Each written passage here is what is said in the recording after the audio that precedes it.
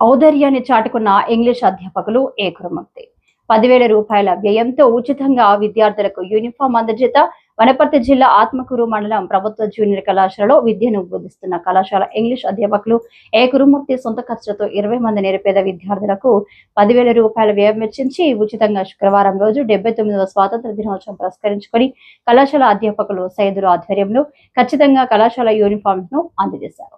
Telangana board of intermediate మొదటి సంవత్సరం పరీక్షల్లో ఆంగ్ల పరీక్షలో 100 మార్కులకు గాను 98 మార్కులు సాధించి ఆత్మకూరు మండలంలోని టాప్ 1 గా నిలిచిన విద్యార్థి తన్సిన్ను కి వొకేషనల్ విద్యార్థికి నగదు బహుకరించారు. నిరుపేద విద్యార్థులకు అండగా ఉంటూ ఎల్లప్పుడూ విద్యార్థుల చదువుకు ఎల్లవేళలా కృషి చేస్తున్న ఇంగ్లీష్ అధ్యాపకులు ఏ గురుమూర్తిని కళాశాల ప్రిన్సిపల్ అభినందించారు. ఈ కార్యక్రమంలో కళాశాల అధ్యాపకులు విద్యార్థులు తదితరులు పాల్గొన్నారు. నా లైఫ్లో మొట్టమొదటిసారి రాష్ట్రం చెప్పాను.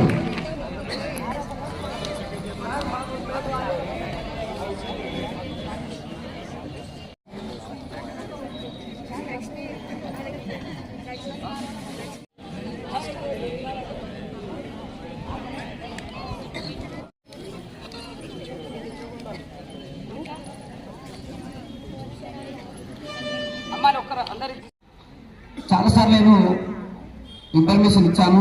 కొంచెం ఈరోజు కూడా మీ కొత్త స్టూడెంట్స్ రావడం జరిగింది కాబట్టి ఒక మనిషి కావచ్చు, ఉపాధ్యాయుడు కావచ్చు, స్టూడెంట్ కావచ్చు, భారతదేశ పౌరుడు కావచ్చు, ఒక వింత ఆలోచన వచ్చింది ఆయన.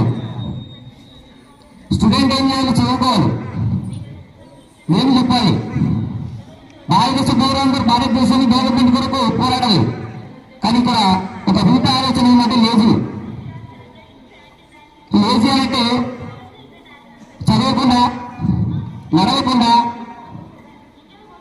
కష్టపడకుండా ఎట్లా రావాలని ఆలోచన వచ్చింది ఒక బిడ్డకు. అది నేను ఎక్కడికి వెళ్ళకుండా బయటికి ఇక్కడే ఉండి ఆహారం సేకరించలేనా అంటే అది బతుకుతా ఉంది. ఎందుకంటే easy way, don't give more effort, easy to even. So అక్కడ ఏమైంది, నా పిట్ట చూస్తూ ఉంటే ఒక రైతు అక్కడి నుంచి వెళ్తూ ఉంటాడు. రైతు గారు మీరు ఎక్కడికి వెళ్తున్నారంటే I'm going to market to sale something. కొన్ని వస్తువులు అమ్మడానికి పోతున్నాను. ఏంటి గారు అంటే పురుగులు అమ్మడం. చాలా మంచి సందేశం ఇది. పురుగులు అన్నాడు. పురుగులు నువ్వు అమ్మితే నీకేమొస్తుందంటే నాకు అవసరమైన వస్తువు నేను అనుకుంటా అన్నాడు. ఏమనుకుంటావు? నాకు ఈకలు అవసరం.